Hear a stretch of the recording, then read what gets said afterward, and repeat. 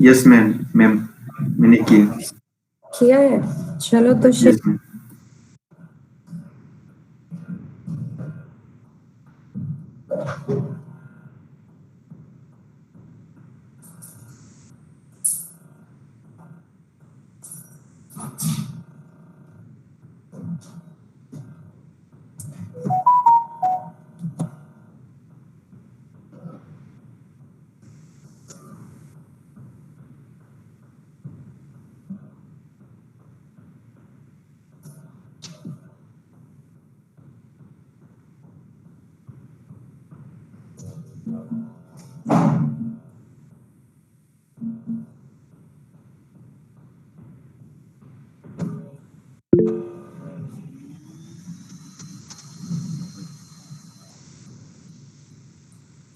कहाँ है? कोई नोटिफिकेशन आ ही नहीं रहा है। कोई ज्वाइन भी करना चाहता है तो I can see them.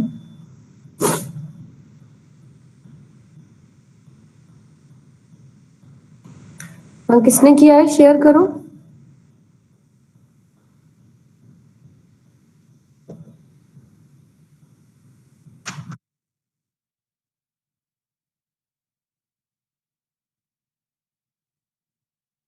Yes ma'am.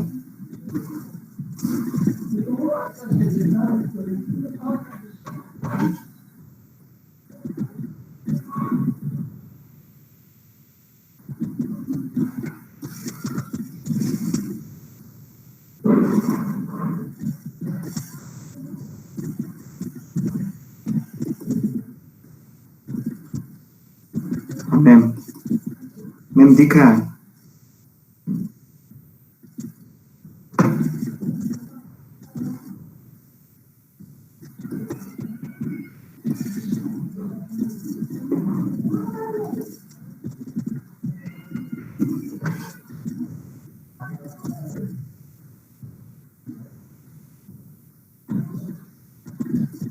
Roshan, run हो रहा है क्या आपका प्रोग्राम?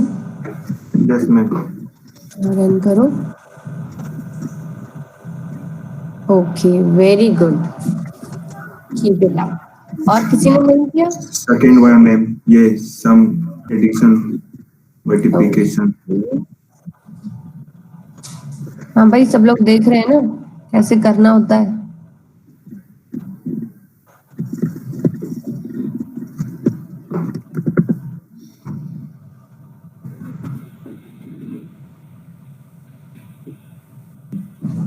Very good. इसका इंट्रोडक्शन हुआ मैम।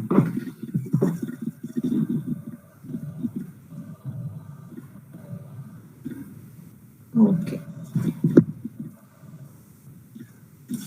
देखो अब सबने रोशन का एड्रेस देख लिया है। Anyone can reach you. ठीक है, चलिए। तो लोग सबको क्लियर हुआ कि हमने लास्ट क्लास में क्या कवर किया था? So let's take a brief recap of that. So in the last class we discussed कि functions क्या होते हैं, function का prototype क्या होता है, function definition और prototype में क्या difference है, इन function call कैसे करते हैं. So if you see यहाँ पर हम किस तरीके के functions के बारे में बात कर रहे हैं जिनका कोई argument नहीं है. Argument मतलब जो हम किसी भी पैरामीटर को पास नहीं कर रहे हैं. अगर हम किसी पैरामीटर को पास नहीं करते हैं तो हम क्या लिखते हैं? void. या तो आप void लिखिए.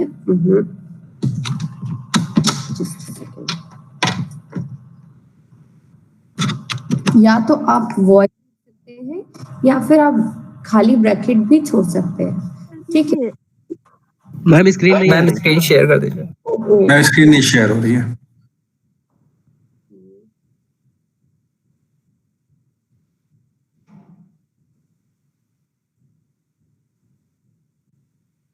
विजिबल है? Yes ma'am. Yes ma'am.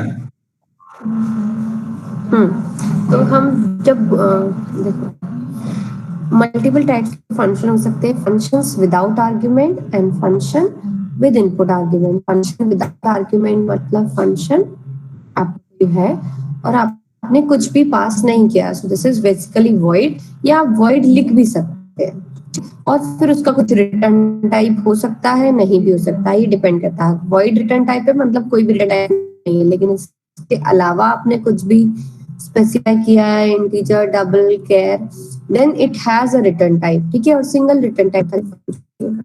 दूसरे टाइप के होते हैं function with some input argument, तो void function 1 int a int b, ठीक है। so these are of multiple types, so we discuss functions without argument. जैसे हमने यहाँ क्या किया, void draw circle void, मतलब हमने कोई भी आर्गुमेंट पास नहीं किया है and return type is void, ठीक है। and after that we have placed a semicolon to specify that it is the definition, it is the prototype which is telling the compiler कि इस तरीके का एक फंक्शन होगा जो आपके मेन फंक्शन में यूटिलाइज होगा, इसका रिटर्न टाइप void टाइप का होगा, इंक्लूडेड रहता है। अगर आप उसको ऐड नहीं करोगे, जैसे आप stdio.h को ऐड कर रहे हो पहले ना, उसके बाद आपको mat.h भी इंक्लूड करना पड़ेगा, ठीक है, तभी आप इस फंक्शन को यूज कर सकते हैं, अदरवाइज नहीं कर सकते, ठीक है। अदरवाइज आप क्या लिख सकते हो यहाँ पे, r multiply by r। Am I clear? ठीक है। So this was all about function with some input arguments and with a given return type। अब देखो आप यहाँ गौर से देखेंगे तो सिंगल ही रिजल्ट मिला, रिटर्न दिस एक्सप्रेशन, जो भी वैल्यू आ रही है आपकी वो रिटर्न होगी कहाँ, जहां आपने फंक्शन कॉल किया है। जैसे यहाँ फंक्शन कॉलिंग हो रही है तो ये कैलकुलेट होने के बाद इस पर्टिकुलर वैल्यू में जाएगी, यहाँ जो वैल्यू कैलकुलेट हो रही है रिटर्न होने के बाद इस पर्टिकुलर वैल्यू में जाएगी। Am I clear? Yes, ma'am. अब फंक्शन विद मल्टीपल आर्ग्यूमेंट, अभी हमने सिर्फ एक ही आर्ग्यूमेंट दिया, लेकिन हम मल्टीपल डिफरेंट टाइप्स के आर्ग्यूमेंट दे सकते हैं, ठीक है। जैसे यहाँ पर क्या किया हमने, लेकिन रिटर्न टाइप हमेशा एक होगा, ठीक है, एक ही वैल्यू रिटर्न कर सकते हैं हम हमेशा। Double scale, double x and intent, दो अगर वैल्यूज हैं, दो अलग वेरिएबल्स है आपकी, तो इंडिविजुअल आपको दोनों का डेटा टाइप लिखना है यहाँ पे, ओके, कि डबल टाइप का जाएगा x और इंटीजर टाइप का जाएगा n। उसके बाद हमने क्या किया, double scale factor, scale factor is equal to power 10, n, मतलब 10 की power n, and then return x multiply by scale factor, ठीक है। स्केलिंग की है हमने यहाँ पे, ये एक फंक्शन जो भी बनाया, अब इसको कॉल कैसे करेंगे, अगेन इंट मेन, ठीक है, वैल्यू हमने डिक्लेयर करी int n is equal to 5 and double x is equal to let's say 50, okay. Then calling जो करेंगे हम क्या करेंगे, अब रिटर्न टाइप हमारा डबल है तो अगेन एक double s is equal to scale n, ये क्या x है पहले, तो पहले क्या पास करेंगे हम x comma n। Am I clear? Yes, ma'am. कोई ऐसा है जिसे नहीं समझ में आ रहा है, अमित समझ आ रहा है तुम्हें?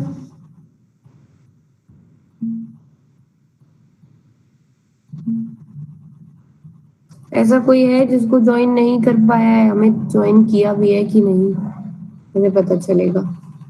अमित ज्वाइन करता भी नहीं है,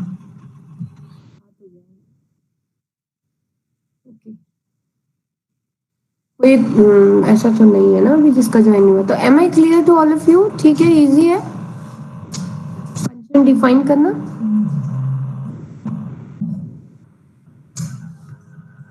okay. Yes, ma'am. Yes, ma'am. Yes, ma'am. Now here we have another example called function maximum, so it is from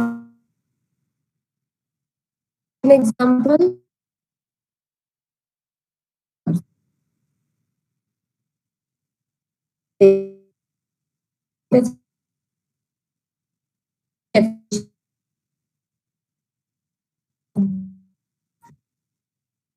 सही है। maximum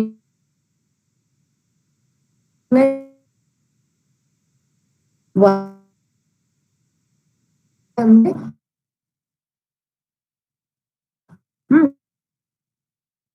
it's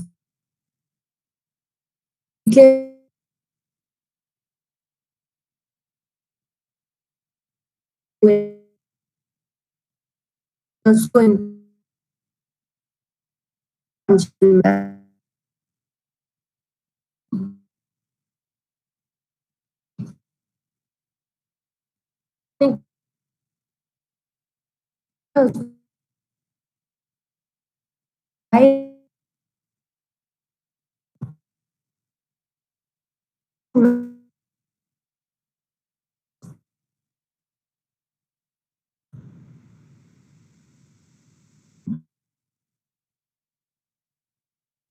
क्या किया है हमने इसमें 3 कौन सा है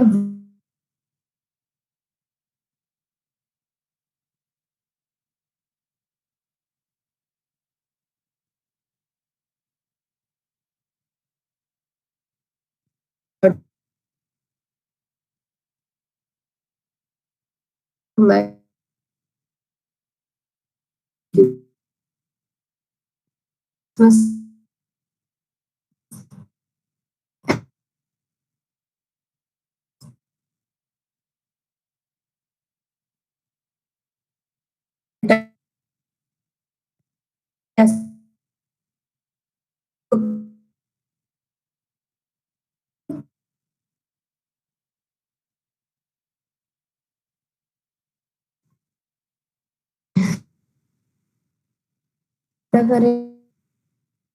is basically the output which you will get at your output screen. So, so can you see the question on this your MSc classroom which I have posted? Is everybody able to see that?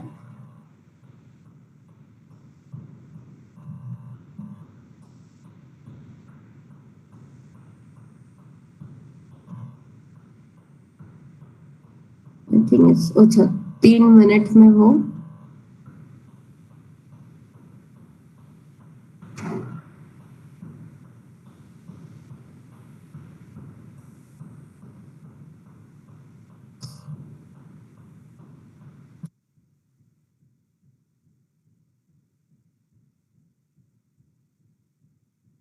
देखो आप लोगों को दिख रहा है क्या अभी नहीं I'm here, ma'am. Is it visible on your class Google Classroom, ma'am. Google Classroom? Just go there and check on the stream classwork. I have posted a question.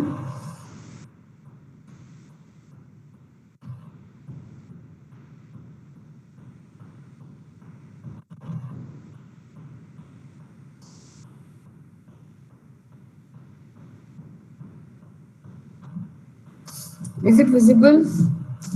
No, ma'am. किसी को भी नहीं दिख रहा No, ma'am. No, ma'am.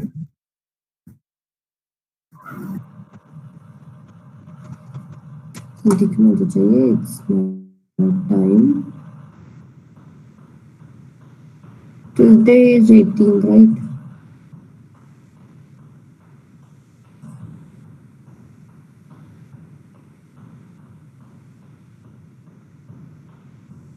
it is already visible classroom में जाके वहाँ देखो क्या कहते हैं आपका जो क्लास वर्क है उसमें जाओ स्ट्रीम के बाद क्लास वर्क लिखा है ना Yes, ma'am. विजिबल है एक क्वेश्चन पोस्ट किया है मैंने उसमें स्विच एग्जाम पे क्लास असाइनमेंट का मैम Yes, ma'am. यही होगा लास्ट वाला. स्विच के ऊपर एक और है नहीं है No, ma'am. Last switch ही है. ठीक है ma'am switch okay just wait अभी आ रहा है अभी विजिबल ना Yes, ma'am. हाँ चेक करो चलो से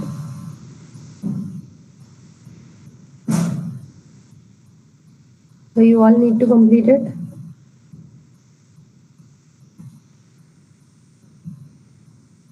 कितने क्वेश्चन दिए हैं उसमें?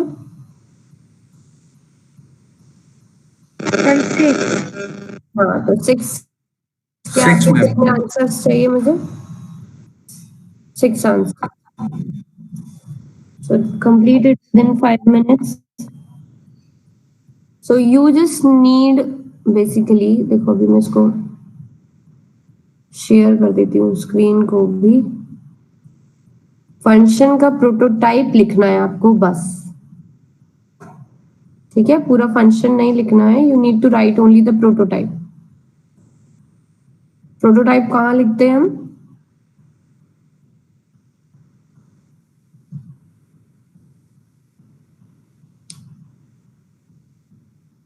प्रोटोटाइप क्या होता है?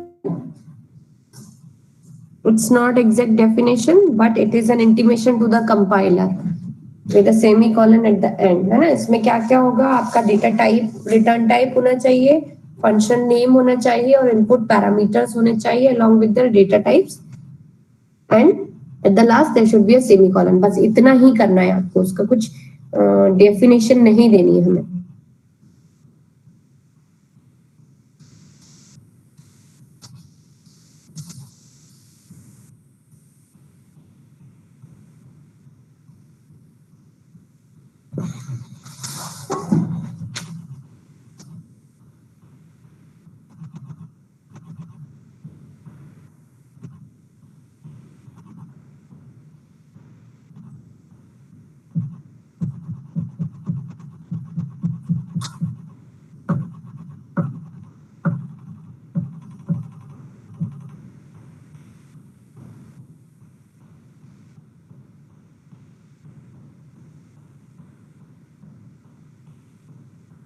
फंक्शन के अंदर की वर्किंग हमें नहीं लिखनी है, सिर्फ और सिर्फ प्रोटोटाइप लिखना है.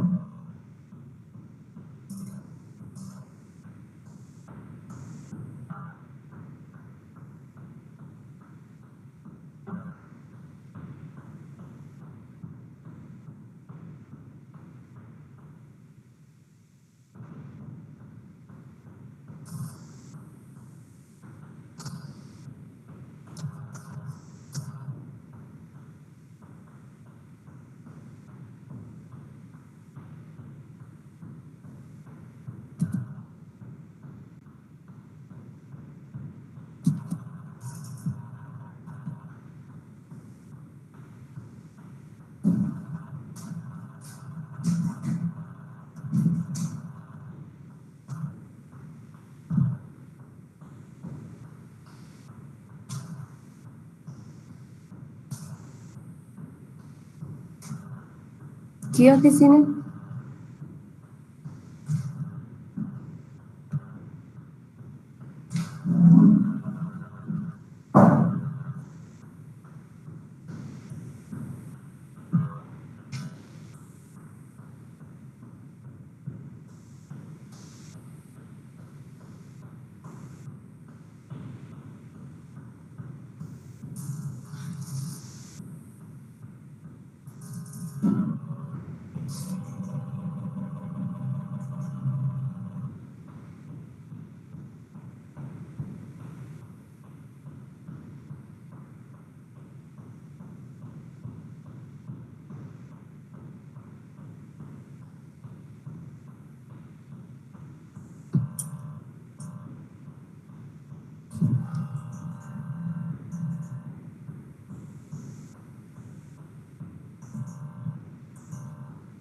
किसी का हुआ?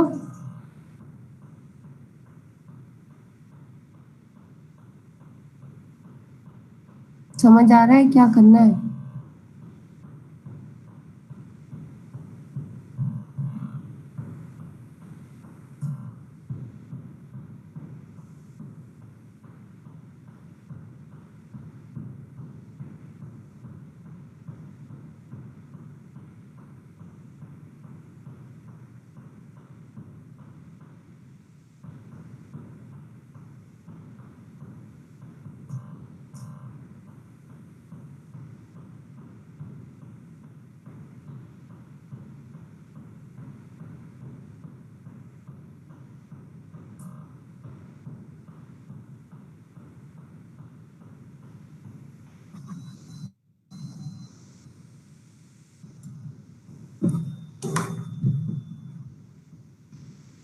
यहाँ देखो जैसे लास्ट वाला है, इसमें लिखा है function that produces the table of the numbers from 1 to 10, their squares and their cubes।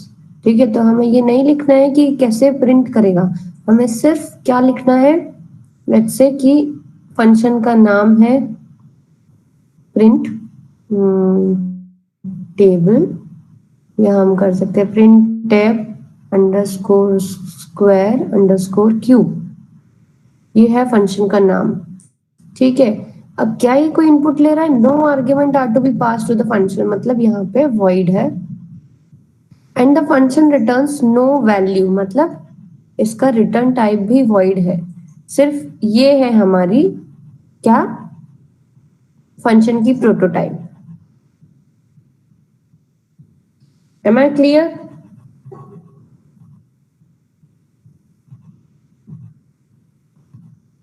Yes, ma'am. कितने लोगों ने किया?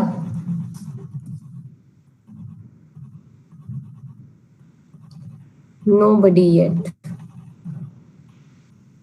मैम कर रहे हैं। करो करो।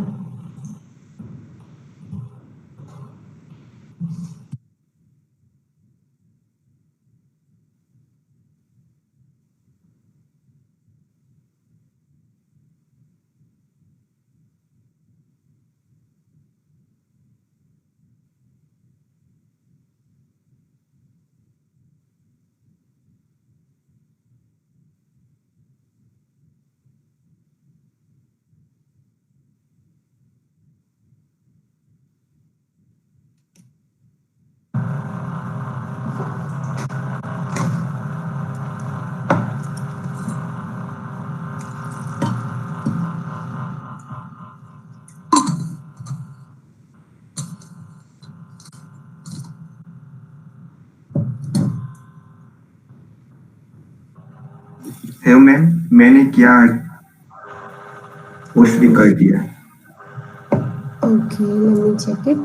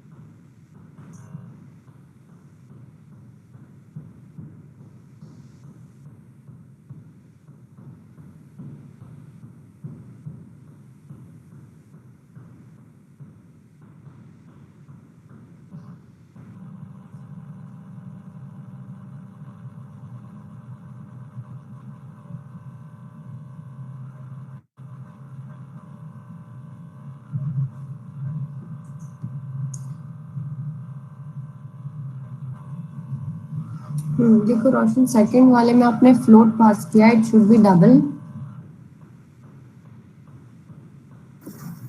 Yes ma'am. ये जो है फोर्थ वाला, इसमें क्या है, हाँ भाई Lakshita, this should be return, it should be returning N integer value only, fourth वाला जो है आपका। ठीक है, अगेन फिफ्थ वाला भी अनसाइंड इंट होना चाहिए या इंट होना चाहिए? मैम मैंने सबमिट कर दिया, देख लीजिए। हाँ मैं चेक कर रही हूँ।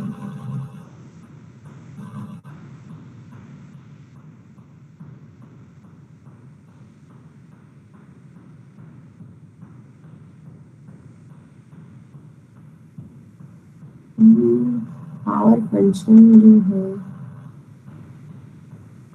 देखो उसमें तुमने दो इंटीजर लिए हैं, एक ही लेना है। अच्छा,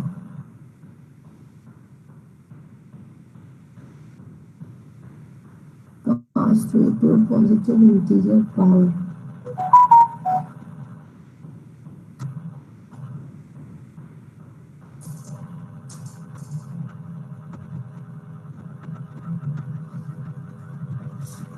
पावर फंक्शन में दो इनपुट होने चाहिए, दोनों ठीक है। भार्गव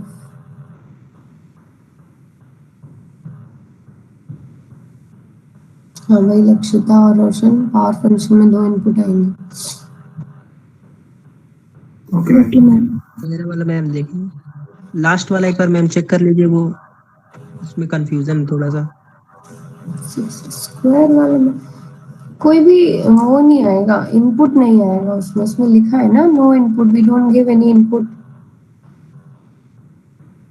बाकी तो ठीक है।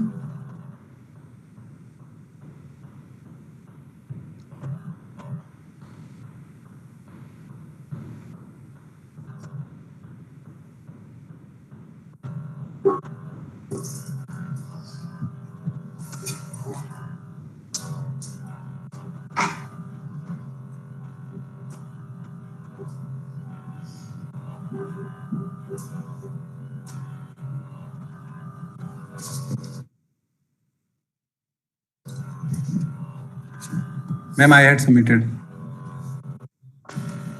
हाँ देख रही हूँ मैं किस किसने कर रखा है। अरे ये क्या किया है प्रखर? ये डेफिनेशन है ना, डिक्लेरेशन है, ये मेन के बाहर करते हैं। अच्छा मैम। पावर फंक्शन में दो इनपुट आएंगे।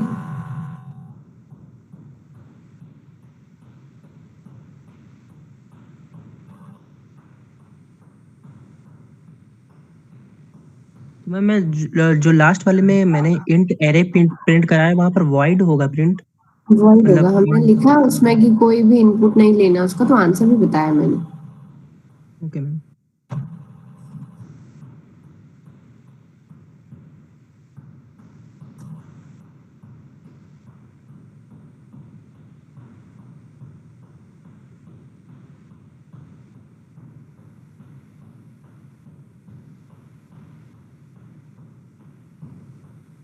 Can you see each other's answers?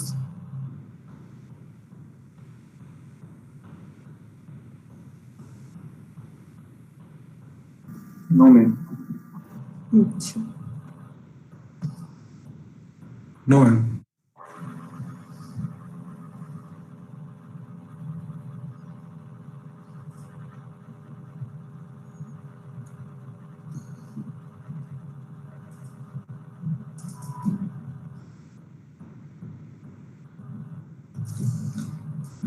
चलो जिन्होंने नहीं किया है वो आगे करें, ठीक है। So let's move ahead.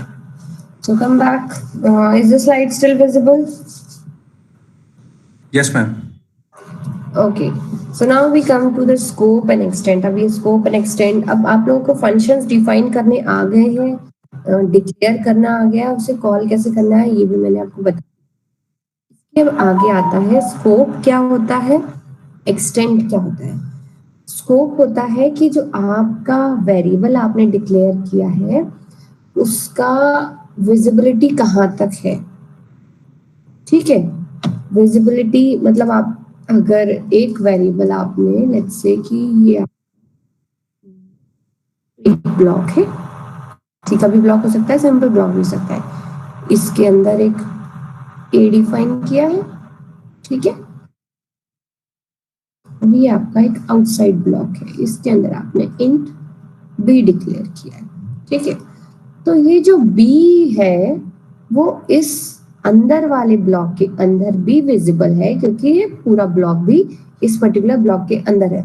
लेकिन जो अंदर वाला ए है वो इस कर्ली ब्रेसेस के आउटसाइड अवेलेबल नहीं है। सो इफ यू ट्राई कि printf percentage let's say a equals to 10 आपने किया और a प्रिंट करना चाहा percentage d a outside this bracket, so this is not visible outside this block, so this is known as the scope of the variable।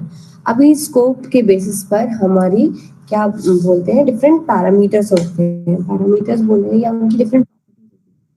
Accessible कहाँ पर है आपका variable या फंक्शन, ठीक है, कोई भी स्टैटिक वेरिएबल है, कैसा वेरिएबल है, जो भी वेरिएबल है वो एक्सेसिबल है या नहीं, कब तक वो एग्जिस्ट करेगा, उसकी बाउंड्री क्या है, ये सब डिपेंड करता है कि वो डिक्लेयर कहाँ किया गया है, outside the function, inside the program और इन सम अदर फाइल। ठीक है, ये कैसे ये सब इसका स्कोप डिसाइड करता है। So there are two common terms, visibility और एक्सेसिबिलिटी। ठीक है, उसके बेसिस पे हम डिवाइड करते हैं कि वेरिएबल जो है वो लोकल है या ग्लोबल है। Global and local terms are related to lifetime. Lifetime, that is the period during which execution of program in which a variable or function exists. मतलब जैसे आपने प्रोग्राम को रन किया तो जब तक आपका प्रोग्राम रन हो रहा है तभी तक आपके वेरिएबल्स की विजिबिलिटी है। After your program execution stops, it will be removed from your main memory. ठीक है, तो जो वेरिएबल्स आप क्रिएट करते हैं वो ऑन एग्जिट क्या होते हैं, डिलीट हो जाते हैं। तो वो क्या होता है, उसका लाइफ टाइम है। अब लोकल वेरिएबल्स होते क्या है, variables declared within the function body are called local variables. अब फंक्शन बॉडी मतलब ये जो पेयर है आपका, तो this is called function body. और ये सिंपल एक ब्लॉक भी हो सकता है, जरूरी नहीं कि सिर्फ एक फंक्शन की ही बात करें कि हम यहाँ पे जब तक पहले void फंक्शन लिखा हो तभी एक फंक्शन, ये एक बॉडी। किसी भी एक ब्लॉक की जब हम बात करते हैं तो उसके अंदर जो वेरिएबल है उस पर्टिकुलर ब्लॉक के अंदर वो उसके लोकल स्कोप है। So variables declared within the function body are called local variables, they have local scope, they are automatically created at the point of the declaration within the function body and are usable inside the function body. तो ये जो variables हैं सिर्फ हम एक ही function के अंदर ही use कर सकते हैं, किसी और फंक्शन के साथ नहीं कर सकते हैं। These variables exist only inside the specific function that creates it and are unknown to other function. The existence of these local variables ends when the function completes its specific task and return to the calling point. So जैसे हमने max देखा था, वो एक max of 3 function के अंदर था, वो max सिर्फ उस max फंक्शन के अंदर ही वैलिड था। अगर आप मेन में मैक्स को कॉल करते तो वो नहीं कॉल होता। ठीक है, तो मेन प्रोग्राम के लिए भी एक्सेसिबल नहीं है, किसी और फंक्शन के लिए भी एक्सेसिबल नहीं है। जो प्रोग्राम, जो आपका फंक्शन है उसके अंदर जो वेरिएबल्स आपने डिक्लेयर करे हैं वो सिर्फ उसी फंक्शन में वैलिड है। They are recreated, a function is executed और कॉल्ड। तो जितनी बार आप उसको कॉल करेंगे उतनी बार वो रिक्रिएट होगा और डिस्ट्रॉय हो जाएगा। तो यहाँ पर एग्जाम्पल दिया है आपका लोकल वेरिएबल का। हमने यहाँ पे क्या किया, फाइल कॉल करी stdio.h, तो उसके बाद एक फंक्शन डिक्लेयर किया void exchange int। ठीक है, अब यहाँ पे int लिखा है, इसका मतलब कि 2 इंटीजर टाइप वेरिएबल हैं, वो इसके इनपुट होंगे। आप नाम नहीं देना चाहते नहीं दिए, लेकिन अब यहाँ पे जो int लिखा है वो स्पेसिफाई कर रहा है कि 2 वेरिएबल इंटीजर टाइप के आपके इनपुट होने चाहिए इस पर्टिकुलर फंक्शन एक्सचेंज के। ठीक है, तो whether you write int a, int b or you write int, int, they are one and same, but this has to be given. Data type आपका होना चाहिए। Is it clear?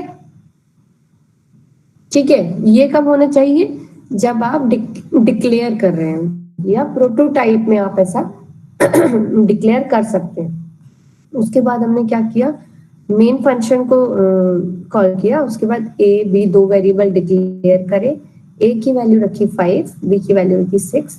अब main में इन values को प्रिंट कराया। उसके बाद हमने कौन सा फंक्शन कॉल किया, एक्सचेंज a, b।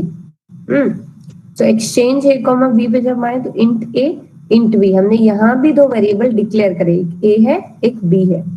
इसके अंदर एक वेरिएबल टेम्प है।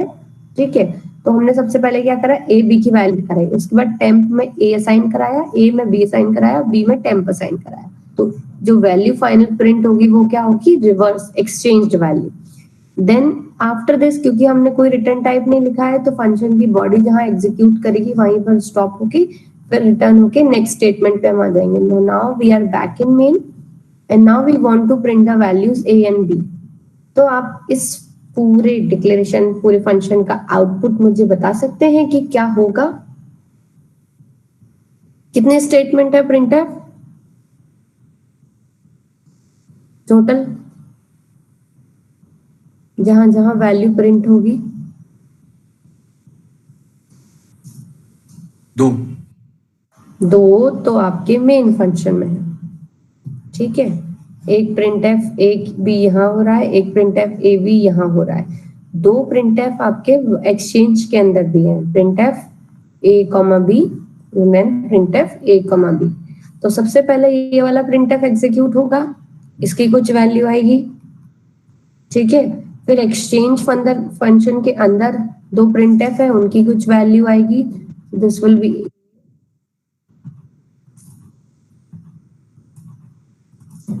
है ना। क्या था ये, कहाँ पहुंच गया, ए, so this is in main A B, ठीक है। उसके बाद इन फंक्शन एक्सचेंज ए की कुछ वैल्यू आएगी, बी की कुछ वैल्यू आएगी, and then in exchange function A is something, B is something, and then in main again, back in main A की कुछ वैल्यू है, B की कुछ वैल्यू है। क्या क्या वैल्यूज प्रिंट होंगी, जस्ट लेट मी नो। पहले क्या वैल्यू आएगी A B की,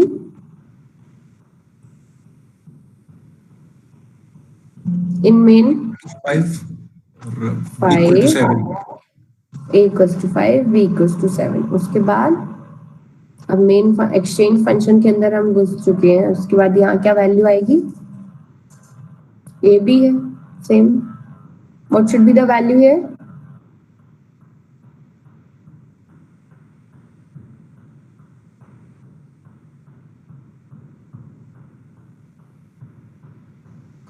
क्या पास किया आपने, यहाँ पे 5 पास किया है, यहाँ 7 पास किया है। यहाँ क्या वैल्यू आएगी ए बी की, बताओ भाई।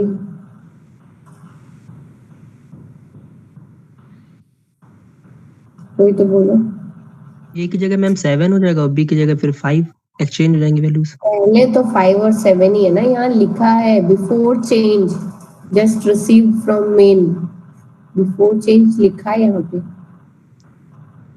ठीक है।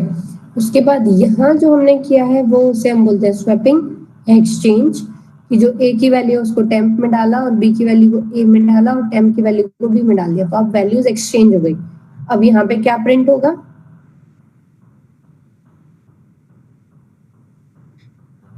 की वैल्यू 7, बी की वैल्यू 5। उसके बाद हम आ गए वापस मेन फंक्शन में, प्रिंट बैक इन मेन। उसके बाद अब ए और बी की वैल्यूज क्या प्रिंट होंगी, ए की वैल्यू 7, बी की वैल्यू 7, बी की वैल्यू 5। आप बोल रहे हैं कि ये वैल्यूज प्रिंट होगी, ठीक है, यही बोल रहे हैं होगी मैम रिटर्न टाइप तो। हाँ, अब नहीं होगी, क्यों नहीं होगी, क्योंकि यहाँ जो ए और बी है, यहाँ जब हमने इंट ए और इंट बी डिक्लेयर किया इन द डेफिनेशन, वो जो ए और बी है वो इस एक्सचेंज के लोकल वेरिएबल्स है। तो जो भी आप चेंजेस परफॉर्म करेंगे वो यहाँ पे आके खत्म हो जाएंगे, ठीक है। तो जो वैल्यूज ए और बी की बाहर थी इन योर मेन फंक्शन, वही वैल्यूज आपकी अभी भी रहेगी अगर आपने ये कोड जो है कि temp is equals to a is equals to b और b is equals to temp आपने मेन फंक्शन में नहीं डाला है। समझ में आया कुछ? तो ये जो a और b है, it is local to exchange function and not accessible to main program. तो जो बाहर प्रिंट होगी वो वैल्यू होगी स्टिल इट इज 5 and 7।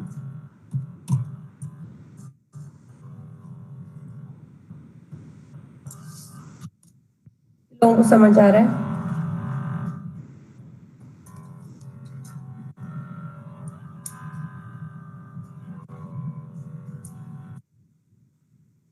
लोगों को डाउट है, किसी को ऐसा है नहीं समझ आया? मतलब एक्सचेंज पार्ट की जगह टेम्प इक्वल टू ए और ए इक्वल टू बी करना है वहां पे। इन पे कुछ नहीं करना है कि अगर ये जो वैल्यूज आपने लिखी है और आप इन्हें चेंज कर रहे हैं, भले ही नाम इनका सेम है, यहाँ देखो नाम हमने सेम दिया है, ए भी आपके मेन फंक्शन में भी है, ए भी आपके एक्सचेंज फंक्शन में भी है। लेकिन इनका नाम होने से भी कुछ फर्क नहीं पड़ता। ये जो ए और बी है जो एक्सचेंज में आपने डिफाइन करे हैं वो एक्सचेंज का पार्ट है। तो जैसे ही एक्सचेंज की बॉडी कंप्लीट होगी, जो भी आपकी कुछ भी वैल्यू रही हो वो आपके मेन प्रोग्राम को इफेक्ट नहीं करेगी। ठीक है, अगर आपने इनकी जो वैल्यूज है कहीं पास नहीं करवाई है तो मैम यहाँ पर जो है कि एक्सचेंज ए बी लिखने का क्या मतलब है? फिर पहले प्रिंटफ के बाद जो एक्सचेंज लिखा गया मैम, एक्सचेंज ये बता रहा है कि आपने किसी एक्सचेंज फंक्शन में ये जो लिखा है ये फंक्शन है कि अगर हम एक्सचेंज करने के लिए एक अलग से हमने कोड लिखा तो वैल्यूज तो चेंज हुई, लेकिन किसकी चेंज हुई? जो वैल्यूज आपने पास करी, जो इसकी लोकल वैल्यूज है। तो उसने प्रिंट किया यहाँ पर ए की वैल्यू 5 करी, बी की वैल्यू 7 करी पहले, फिर 7 और 5 प्रिंट करी, एक्सचेंज वैल्यू हुई।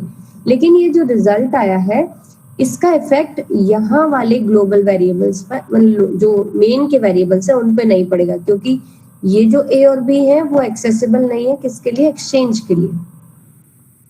और एक्सचेंज के जो वेरिएबल है वो मेन के लिए एक्सेसिबल नहीं है। ये दोनों फंक्शन के इंडिविजुअल लोकल वेरिएबल्स हैं। ठीक है, ये है इसका मतलब कि लोकल वेरिएबल और ग्लोबल वेरिएबल में क्या डिफरेंस है। अभी ग्लोबल वेरिएबल पे तो हम आए नहीं है, फिलहाल लोकल वेरिएबल कैसे रहता है वो है। ठीक है, am I clear? Yes ma'am. So let's see global variable क्या होते हैं। Variable declared outside all the function, किसी भी प्रोग्राम के फंक्शन के अंदर नहीं होने चाहिए। अगर वो फंक्शन के बाहर है मतलब मेन के बाहर है, मेन के बाहर है, और भी जो फंक्शन डिफाइन किया आपने उनके बाहर है और वो सारी प्रोग्राम्स में एक्सेसिबल है, then they are known as global variable. The existence and reasons of uses of these variables are not confined to any specific function body. ठीक है, they are implemented by associating memory location with the variable names। मतलब जैसे ही आपका programme start होता है वैसे ही उनको memory allocate हो जाती है। और ऐसा नहीं है कि किसी फंक्शन को कॉल करने पर ही वो मेमोरी एलोकेट होगी। They are created at the beginning of program execution and remain in existence all through the execution of the program। जब तक आपका प्रोग्राम चल रहा है वो वैलिड रहेंगे, एग्जिस्ट करेंगे। These variables are known to all functions in the program and can be used by these functions as many times as may be required।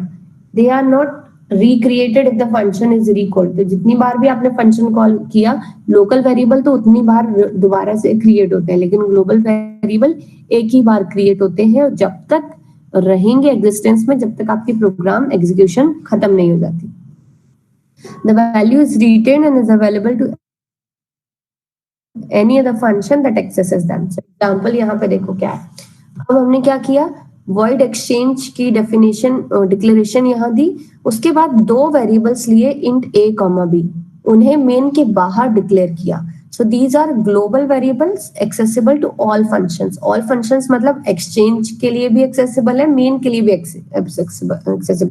main भी आपका एक फंक्शन है, exchange भी एक फंक्शन है। मेन में हमने क्या किया, अगेन सेम चीज की, ए की वैल्यू 5 की, बी की वैल्यू 7 की, क्योंकि हम यहाँ डिक्लेयर कर चुके थे, यहाँ पे हमने उसको वैल्यू 5 दी, मतलब अपडेट किया। अब ग्लोबल वेरिएबल की इनिशियल वैल्यू हमेशा 0 होती है अगर आपने उन्हें इनिशियलाइज नहीं किया है। जैसे हमने यहाँ डिक्लेयर किया पर इनिशियलाइज नहीं किया, तो ये जैसे ही आपने प्रोग्राम स्टार्ट किया है वैसे ही आपके ए और बी क्रिएट हो जाएंगे in the memory with the initial value of 0। इनमें गार्बेज वैल्यू नहीं जाता है, इनमें 0 वैल्यू जाता है। Am I clear? ठीक है, फिर क्या किया, ए की वैल्यू को हमने अपडेट किया फ्रॉम 0 to 5, बी की वैल्यू को अपडेट किया फ्रॉम 0 to 7। ठीक है, उसके बाद प्रिंट किया ए बी, तो वैल्यू क्या प्रिंट होनी चाहिए, 5 और 7। उसके बाद हमने एक्सचेंज फंक्शन कॉल किया। अब देखो यहाँ पे हमने void भेजा है, ठीक है, कुछ भी पास नहीं किया है। पास क्यों नहीं किया है, क्योंकि ये ऑलरेडी एक्सेसिबल है, हमें पास नहीं करना है। तो हमने फिर क्या किया, एक टेम्प वेरिएबल बनाया, उसमें सबसे पहले हमने ए की वैल्यू प्रिंट, ए बी की वैल्यू प्रिंट करा दी, तो वो एग्जैक्टली 5 और 7 है फर्स्ट में बिना चेंज किए। फिर उसके बाद हमने स्वैपिंग परफॉर्म की, तो उसकी वजह से क्या हुआ, ए और बी की वैल्यू नाउ इट बिकम 7 और 5।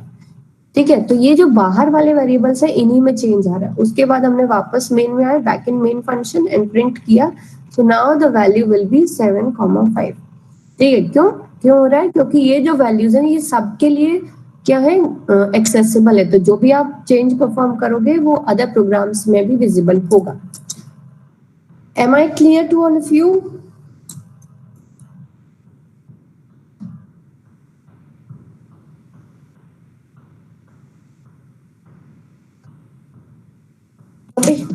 कुछ समझ आ रहा है?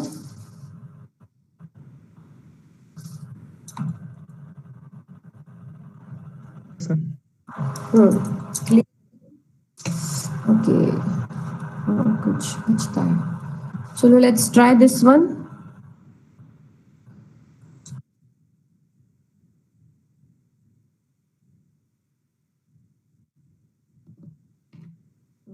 We put this again as a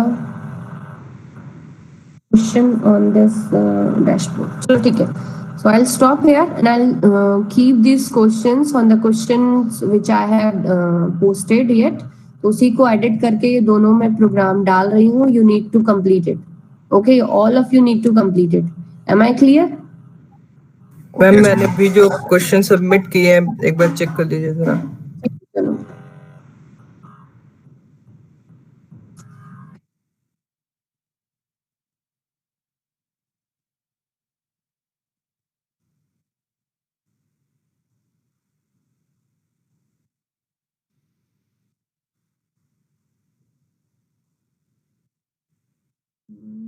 ठीक है, काफी लोगों ने किए हैं।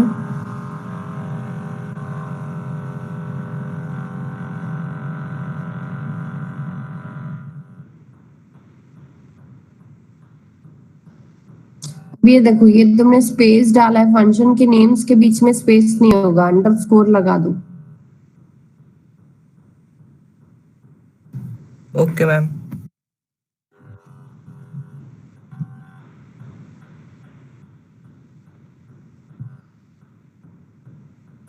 Okay, so I am editing this question by putting two more questions at the end in which you need to write the whole programs. So these are the 7 and 8 parts.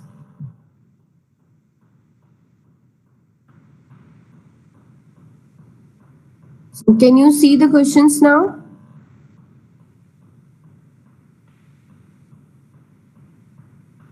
So all of you edit your answers. ठीक है?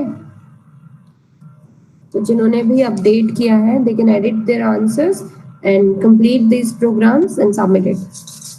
Right? और जल्दी जल्दी अपना project complete कर लें. Submit your project report.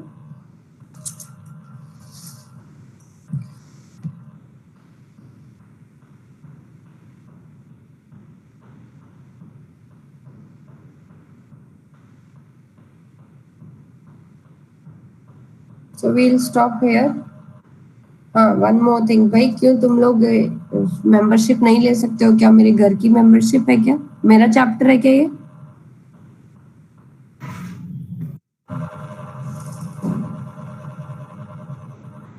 दो लोग और ले लो कोई भी membership, so we can start your chapter. Okay ma'am, मैं ले रहा हूँ। ठीक है, एक जन और लो, प्रखर तुम ले लो। मेंबरशिप मैम नॉलेज नहीं है मैम उसकी, मैम बिल्कुल भी मेरे को। ओके चलो ठीक है, I think Indrabhushan will take. चलो ठीक है, एक हो गया अच्युत और एक इंद्रभूषण ले लेगा, तो फिर we can start it at the earliest. तो आप दोनों आज ले लो, कंप्लीट कर लो, ठीक है? मैम आपने जो लास्ट असाइनमेंट दिया था उसका जो लास्ट क्वेश्चन था, एक बार उसको समझा दीजिए। लास्ट असाइनमेंट दिया था, लास्ट क्वेश्चन था, व्हिच लास्ट असाइनमेंट? सी का? Yes ma'am.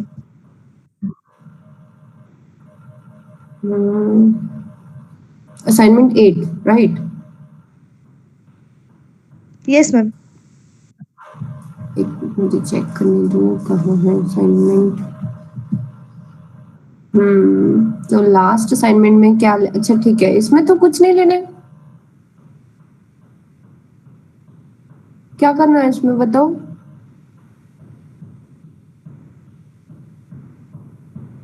मैम वो लाइन 20 वो क्या कर रहा है उसमें? लाइन 20 कुछ नहीं है, वो ना मिसप्रिंट हो गया। बेसिकली क्या है कि ना आपको क्या करना है, यहाँ पर एक इनपुट लेना है और उसका हिस्टोग्राम देना है स्टार्स के फॉर्म में, ठीक है। 10 एलिमेंट्स लेने हैं, मतलब 10 एलिमेंट्स लेने हैं और उसका क्या करना है आपको, एरे में इनपुट कराने हैं डिफरेंट नंबर्स। तो हर एक एरे वेरिएबल की एलिमेंट की जो वैल्यू होगी उतने नंबर ऑफ स्टार्स आपके प्रिंट होने चाहिए, बट दैट्स इट, और कुछ नहीं, ठीक है। Okay ma'am. इजी था मैम है। प्रोजेक्ट कब तक सबमिट करना है? प्रोजेक्ट आपको देखो आज क्या डेट है, 18 है। So bye Yes, ma'am. Report submit कर दो, ठीक है, कि आप लोगों ने क्या। सॉरी मैम, आवाज नहीं आई आपकी, फिर से। By 25 you submit your reports, ठीक है। एंड आपके एग्जाम डेट के पहले मैम रिपोर्ट मतलब क्या है, उसमें देना पड़ेगा? रिपोर्ट मतलब मुझे क्या पता है तुम लोगों ने क्या बनाया है। Okay ma'am. बस मैम टाइटल या पूरी कोडिंग आपको सेंड करनी है? सब कुछ डालना है उसमें कि इसके क्या बेनिफिट्स हैं, क्या क्या किया है, ठीक है। Report Okay. कैसे बनाते हैं, तुम लोग कैसी बातें करते हो, ठीक है स्टूडेंट्स।